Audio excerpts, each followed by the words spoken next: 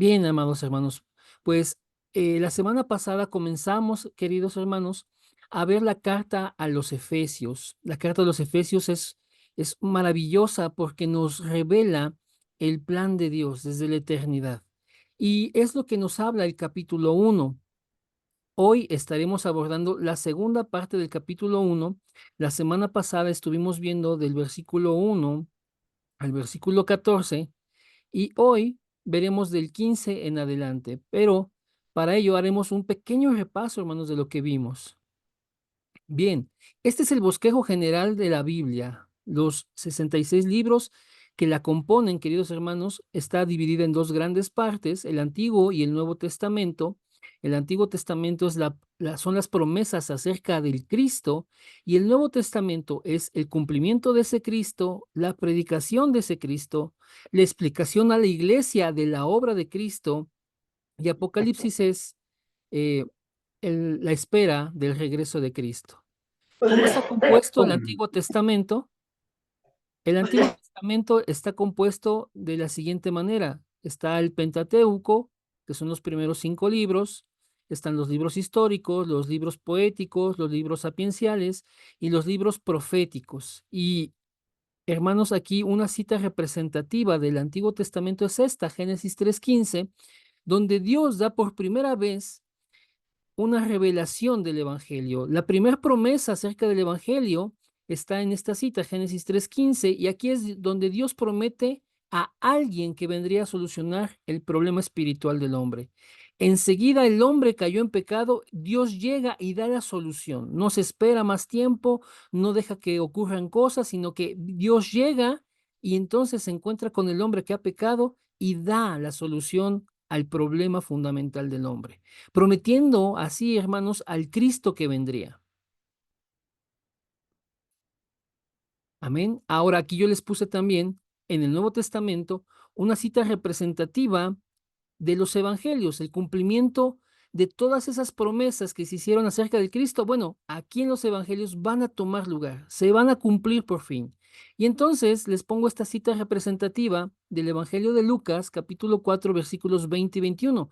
Jesús entró a una sinagoga, le dieron a leer el rollo del libro de Isaías y él buscó lo que hoy tenemos como Isaías 61, versos 1 y 2, donde dice que el Espíritu de Dios está sobre él y tiene el poder, hermanos, para ir a predicar el Evangelio, tiene poder para dar libertad al cautivo, tiene poder para predicar el año bueno y agradable del Señor y hacer todas esas maravillas, toda esa obra a la que fue destinado, hermanos. Y entonces aquí dice esta cita, enrollando el libro, lo dio al ministro y se sentó.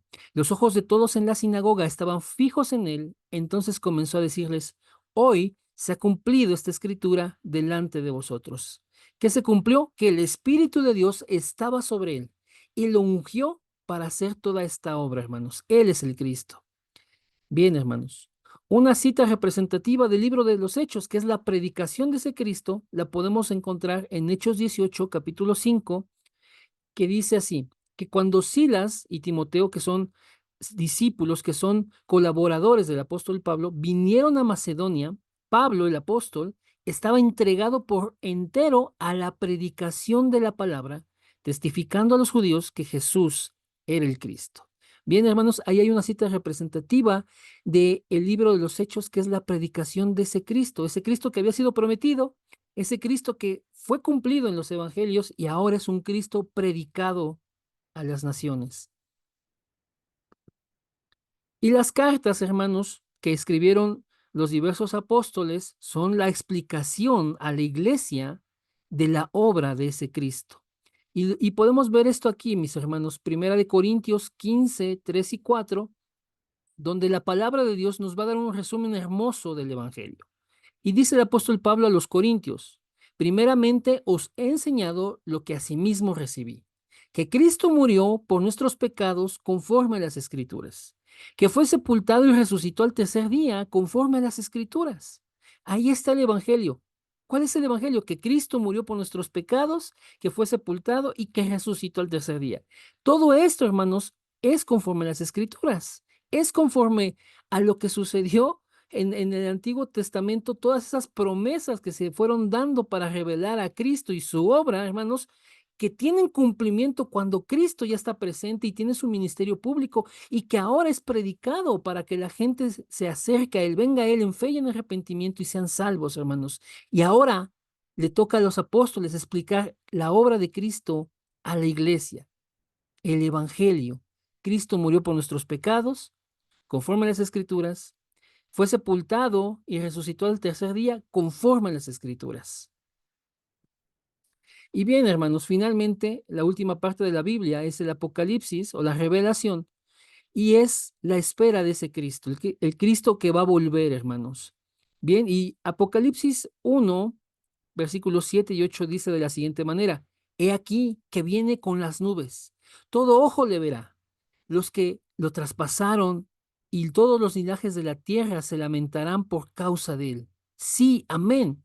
Y aquí va a hablar el Señor Jesús. Yo soy el alfa y la omega, principio y fin, dice el Señor, el que es, y el que era, y el que ha de venir, el Todopoderoso, hermanos.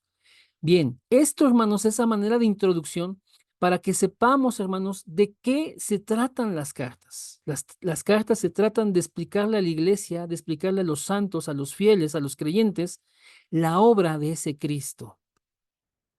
Entonces, vimos la semana pasada que Pablo se presenta, Pablo como la persona autorizada por parte de Dios, la persona encomendada a los gentiles para hablarles el evangelio.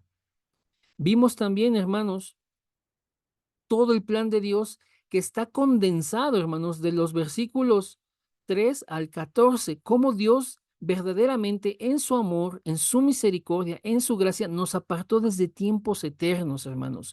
Desde la eternidad pasada, Dios ya había puesto sus ojos en nosotros, nos amó de una manera tan grande, hermanos, que nos predestinó, hermanos, para hacer alabanza de su gloria, para que conociéramos nosotros su gracia, para que en nosotros pudiera haber esa manifestación, hermanos, de quién es Él en su amor, en su perdón, en su misericordia, en su poder, hermanos. Y vemos, hermanos, que a través de estos primeros versículos del capítulo 1 podemos encontrar, hermanos, el plan de Dios. Como el versículo 7 dice que en Él tenemos redención por su sangre, el perdón de pecados según las riquezas de su gracia. Hermanos, vemos en el 9, por ejemplo, que Él nos dio a conocer el misterio de su voluntad, según su beneplácito, el cual se había propuesto en sí mismos. Ahí nos declara el corazón de Dios, hermanos. Dios nos revela el Evangelio, Dios nos da a conocer su plan, su intención, su voluntad.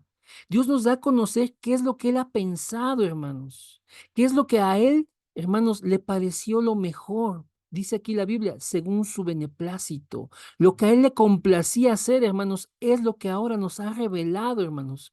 Y es un propósito, hermanos, que Él se hizo en su propio corazón, el salvarnos por medio de Cristo, hermanos. Bien, y aquí nos sigue explicando la palabra, hermanos, para que ustedes lo puedan profundizar un poco. Pueden ir al video de la semana pasada, ahí vamos a encontrar el desarrollo de esta parte, pero vean lo que dice, hermanos, el versículo 14, ¿no? Que dice que el Espíritu Santo de la promesa, el Espíritu Santo representa las arras de nuestra herencia hasta la redención de la posición adquirida para alabanza de su gloria. El Espíritu Santo que nos ha sido dado, hermanos, es la promesa de Dios, es la garantía que Dios nos da de que un día, hermanos, seremos salvos, de que un día, hermanos, estaremos en su presencia, que un día, hermanos, nuestros cuerpos serán redimidos. Nosotros somos esa posesión adquirida, esa posesión comprada a precio de sangre, esa sangre que fue derramada en la cruz del Calvario. ¿Con qué objetivo? Para que nosotros seamos para la alabanza de su gloria, mis hermanos. Bien, ahora vamos a pasar, hermanos, a la segunda parte, hermanos. Y les comentaba que actualmente, hermanos, las Biblias tienen subtítulos, subtítulos que nos van a dar una idea de qué trata esa porción, de qué trata ese pasaje. Y el punto central de este pasaje que comienza del versículo 15 en adelante, hermanos, es el espíritu de sabiduría y de revelación. Y eso es lo que Dios quiere dar a su iglesia, hermanos. Vean, hermanos, vamos a leer entonces del 15 en adelante. ¿Todo bien hasta aquí, mis hermanos? Sí, Amén. Amén. Amén. Gloria a Dios. Dice así, por esta causa también yo, habiendo oído de vuestra fe en el Señor Jesús y de vuestro amor para con todos los santos, no ceso de dar gracias por vosotros, haciendo memoria de vosotros en mis oraciones, para que el Dios de nuestro Señor Jesucristo, el Padre de gloria, os dé espíritu de sabiduría y de revelación en el conocimiento de Él, hermanos. Continuemos leyendo. Para que Él alumbre los ojos de vuestro entendimiento, para que sepáis cuál es la esperanza a la que Él os ha llamado, cuáles las riquezas de la gloria de su herencia en los santos, y cuál la extraordinaria grandeza de su poder para con nosotros los que creemos, según la acción de su fuerza poderosa. Esta fuerza operó en Cristo, resucitándolo de los muertos y sentándolo a su derecha en los lugares celestiales, y sobre todo principado y autoridad, poder y señorío, y sobre todo nombre que se nombra, no solo en este siglo, sino también en el venidero. Y sometió todas las cosas debajo de sus pies, y lo dio por cabeza sobre todas las cosas a la iglesia, la cual es su cuerpo, la plenitud de aquel que todo lo llena en todo. Entonces, hermanos, vamos a ver esta parte, estos versículos del 15 al 23, hermanos, y está organizado de la siguiente manera, hermanos. Dios quiere dar a su iglesia ¿qué? Espíritu de sabiduría y revelación.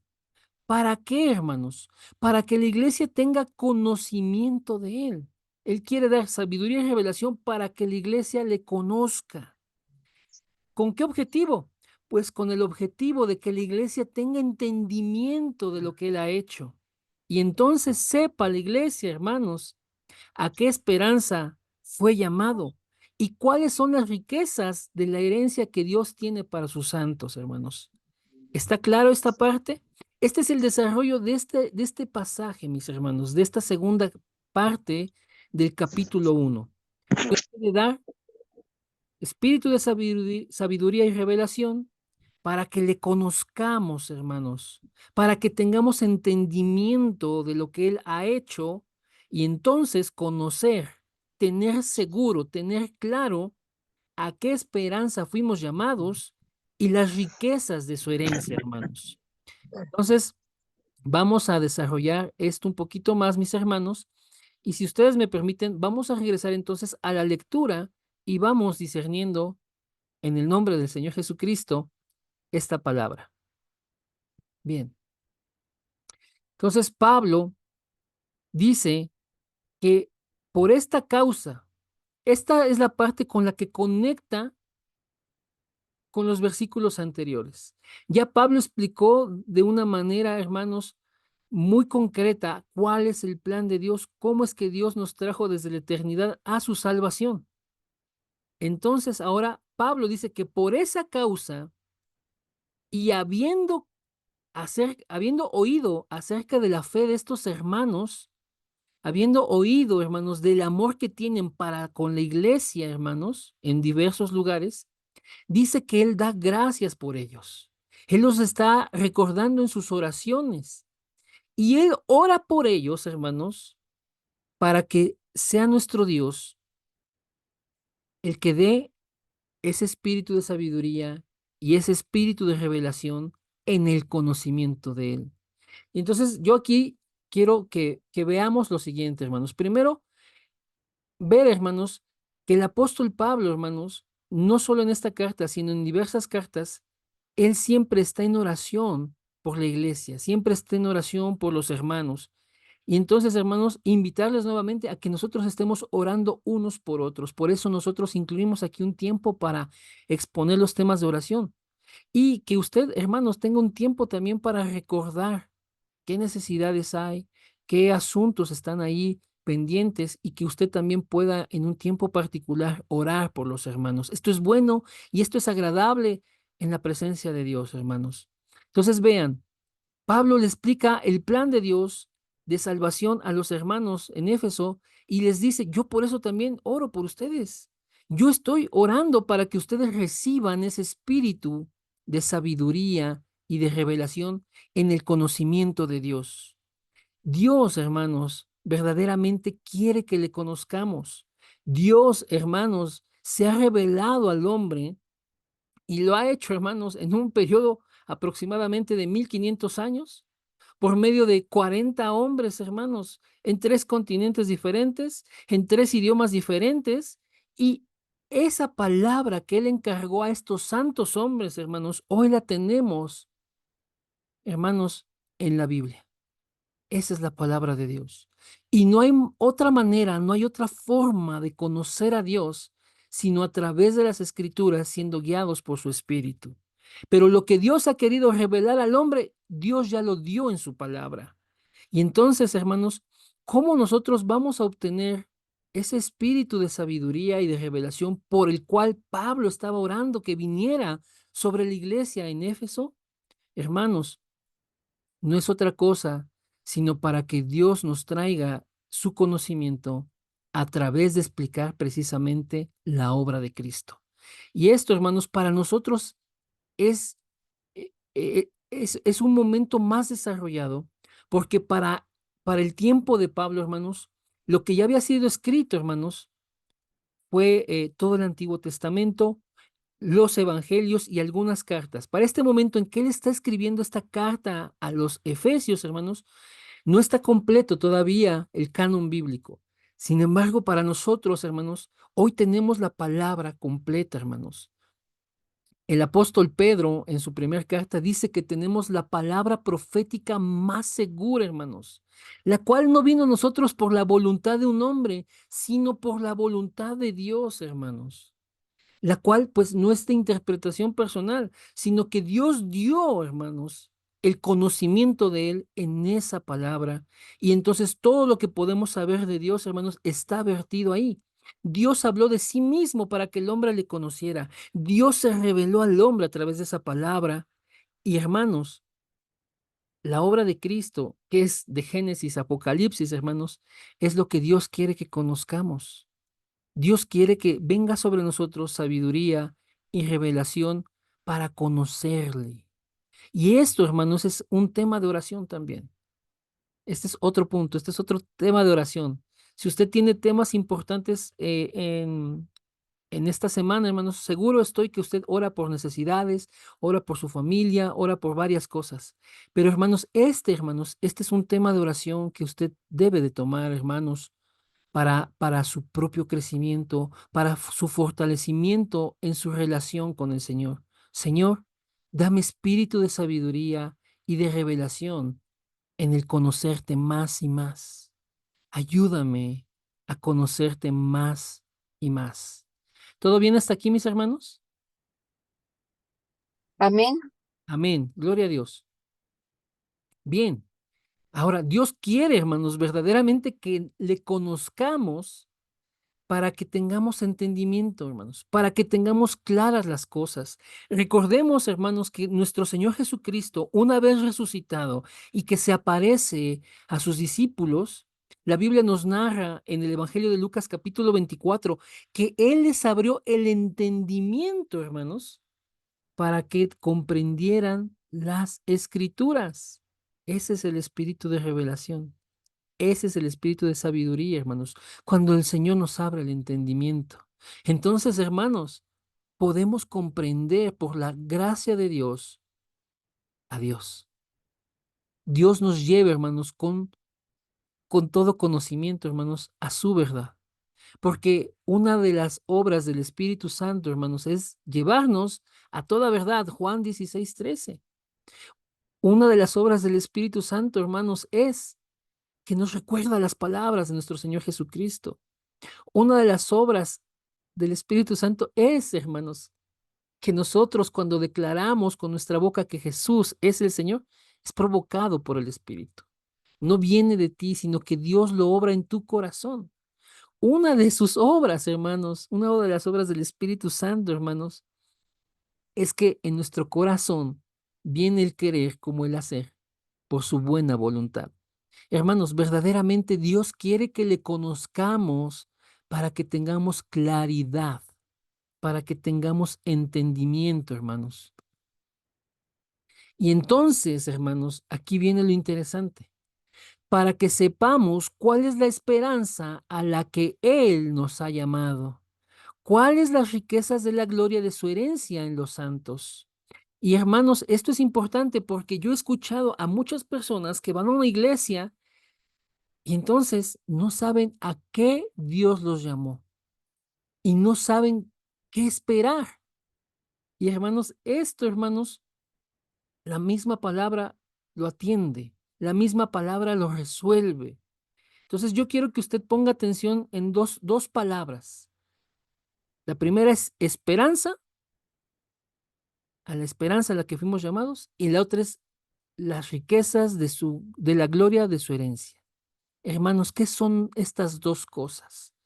Bueno, Pablo le está diciendo a la iglesia, yo oro por ustedes para que tengan sabiduría, revelación en conocer a Dios y entonces se abran, se iluminen sus mentes, su entendimiento, para que sepan a qué esperanza fueron llamados. ¿A qué esperanza fuimos llamados, hermanos? Fuimos llamados, hermanos, a ser salvos por medio de Cristo. ¿Y cuáles son esas riquezas de la gloria de su herencia en los santos? Hermanos, es la vida eterna, lo que Dios tiene reservado para sus hijos. La carta de Corintios, hermanos, la primera carta, hermanos, dice el apóstol Pablo, claramente inspirado por el Espíritu de Dios, que cosas que ni ojo vio, ni oído oyó, ni han subido en corazón de hombre, es decir, no las ha concebido una mente humana, no se las ha imaginado. Esas cosas, hermanos, son las que Dios tiene preparadas, hermanos, para nosotros, pero que nos las reveló por su Espíritu. Hermanos, entonces vean esto. ¿A qué esperanza fuimos llamados? Fuimos llamados a la esperanza de la salvación. ¿Por qué es una esperanza, hermanos? Porque ahorita, hermanos, somos salvos por fe. Pero va a llegar un momento, hermanos, en que esa fe se convierte en realidad. El apóstol Pedro dice en su primera carta que todo esto culminará, la prueba de nuestra fe, esta vida que es transitoria, hermanos, que va camino a la eternidad, eso culminará en la salvación de nuestras almas. Cuando nosotros, hermanos, estemos en la presencia gloriosa de nuestro Señor Jesucristo. ¿Y cuál es la esperanza de la gloria de su herencia en los santos? Hermanos, es la vida eterna. El gozar, hermanos, por la eternidad de la presencia de nuestro Dios. Hermanos, es algo interminable. Es algo que ha comenzado en esta tierra en el momento en que Dios nos llamó, hermanos. Bueno, visiblemente comienza cuando Dios nos llama a su evangelio. Pero Dios ya nos había apartado, hermanos, desde la eternidad. Él ya nos había predestinado, hermanos, para que fuéramos conforme a la imagen de su Hijo. Es lo que dice Romanos 8, del 28 en adelante. Y que en su tiempo, hermanos, fuimos llamados. Y que también entonces fuimos justificados. Y que también somos glorificados, hermanos. Los teólogos le llaman a eso la cadena de oro, hermanos, porque es como el paso a paso de la salvación de Dios. Dios nos conoció, nos predestinó, nos llamó, nos justificó, nos glorificó. Hermanos, ¿a qué esperanza fuimos llamados? A la salvación, hermanos, la salvación de nuestras almas. ¿Y qué vamos a disfrutar? Las riquezas de la gloria de su herencia en los santos, que es la vida eterna. En Él, hermanos, en Él, donde no hay llanto, donde no hay tristeza, donde no hay muerte, donde no hay dolor, donde todo eso, hermanos, el pecado, la maldición, la muerte ha quedado atrás. Satanás no tiene poder, el pecado no tiene poder, la muerte no nos toca y nosotros, hermanos, somos glorificados para estar en la presencia de nuestro Dios. Y una tercera cosa, hermanos, y esta, hermanos, la quiero apartar, no está en el esquema porque yo la quiero apartar para que usted vea, hermanos, lo que tenemos ahorita aquí en la tierra, lo que tenemos desde ya al venir al Evangelio. Comenzamos en el versículo 19. ¿Y cuál la extraordinaria grandeza de su poder? ¿Qué quiere que conozca a Dios? Cada uno de sus hijos, la esperanza a la que fue llamado, la herencia que tiene en él. Pero además, hermanos, la extraordinaria grandeza de su poder para con nosotros los que creemos. Es una fuerza, hermanos, es un poder espiritual que actúa, hermanos, en nosotros, pero actuó primeramente en Cristo. Y vea cómo actuó en Cristo, hermanos, versículo 20. Esta fuerza, hermanos, operó en Cristo resucitándolo de los muertos y sentándolo a su derecha en los lugares celestiales. Es el Espíritu de Dios, es el poder del Espíritu de Dios, hermanos. Dios quiere que conozcamos esa extraordinaria grandeza. Esta versión que estoy usando aquí, hermanos, es Reina Valera 1995. Reina Valera 1960 dice, la supereminente grandeza de su poder. Hay otras versiones, hermanos, que también magnifican, hermanos, el poderío de nuestro Dios.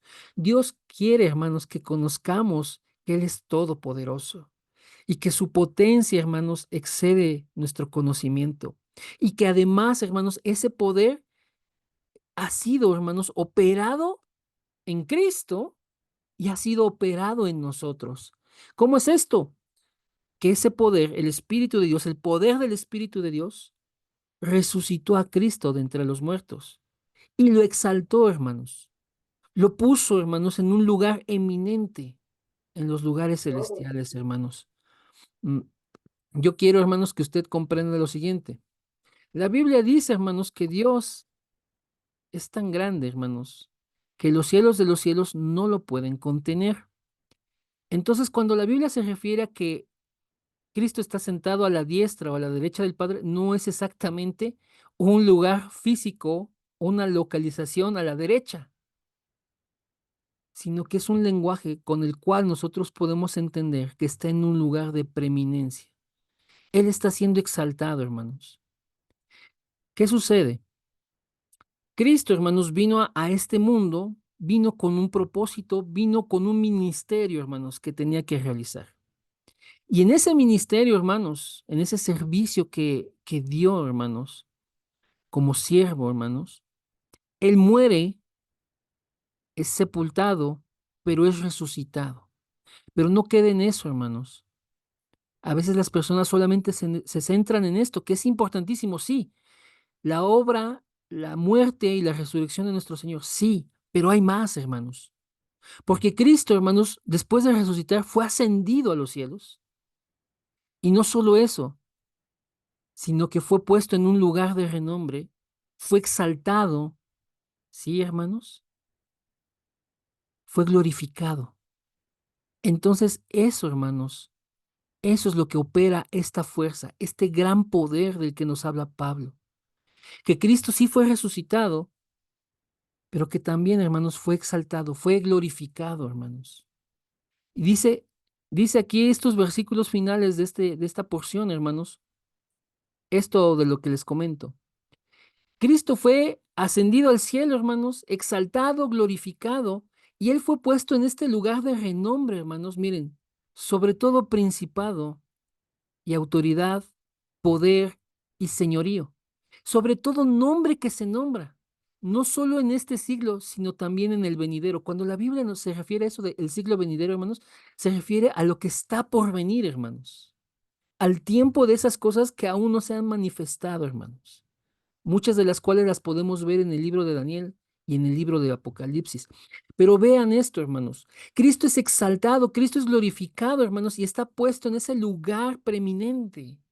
Él está por encima, hermanos, de todo poder, de todo principado, autoridad, señorío, de todo aquel que se ha creído importante o ha tenido poder, hermanos, Cristo está por encima de esa persona.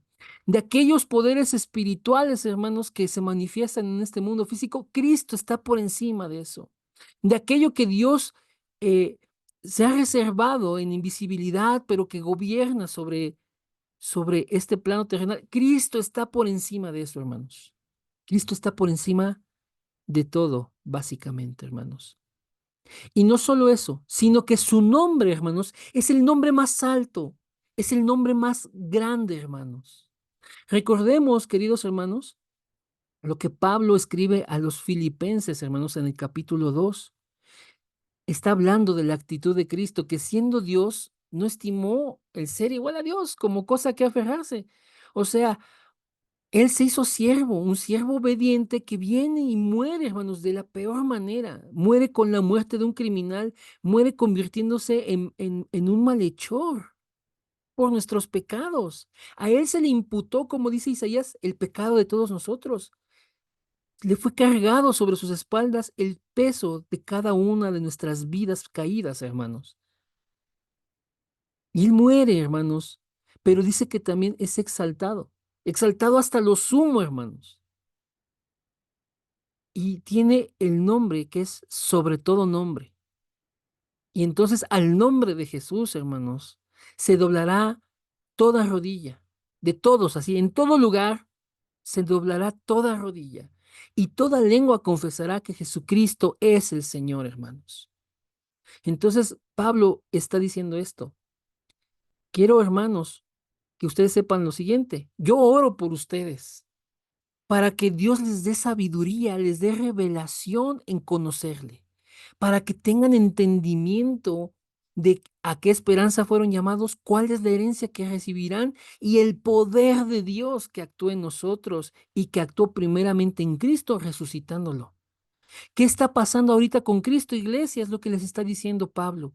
Bueno, Cristo ha sido ascendido al cielo, Cristo ha sido exaltado y glorificado y está por encima de todo poder, está por encima de todo y su nombre está por encima de todo. Hermanos, de hecho, el apóstol Pedro en Hechos 2, perdón, en Hechos 4, versículos 11 y 12 dice, hermanos, que el nombre de Jesús, hermanos, es el único nombre en el cual nosotros podemos ser salvos. Es el nombre que se le dio al ser humano, hermanos. No hay otro nombre, hermanos, en el que podamos ser salvos, sino en el nombre de Jesucristo. Él tiene el nombre más grande, es el nombre de salvación. Y vea lo que dice el versículo 22, mis hermanos, que sometió todas las cosas bajo sus pies. Todo está sujeto a la autoridad del Señor Jesucristo. No hay nada que se escape a su señoría. Él lo ejerce en todo lugar de este universo, hermanos. Él tiene su poder, hermanos, sobre toda la creación. No hay nada, hermanos, que se escape a su poder. Todo está sometido a Él. Y vean, hermanos, también esto, la segunda parte del 22. Cristo ha sido dado por cabeza sobre todas las cosas a la iglesia. Y este es un versículo, hermanos, que a veces lo hemos escuchado tal vez algún mensaje, tal vez no, nos aprendemos ese versículo, pero ¿qué significa, hermanos? Que para la iglesia, la cual es su cuerpo, dice el versículo 23, la cual somos todos nosotros, hermanos, su cabeza, quien dirige, quien gobierna, hermanos, es Cristo, pero es por sobre todas las cosas, hermanos. Es por encima, hermanos, de mí mismo, de mis autoridades en la iglesia, incluso sobre los estilos y las tradiciones. Cristo está por encima de todo, hermanos. Él debe, hermanos, ser el centro. No puede haber algo más importante para la iglesia que Cristo, hermanos. No puede, hermanos, gobernar otra cosa sino Cristo.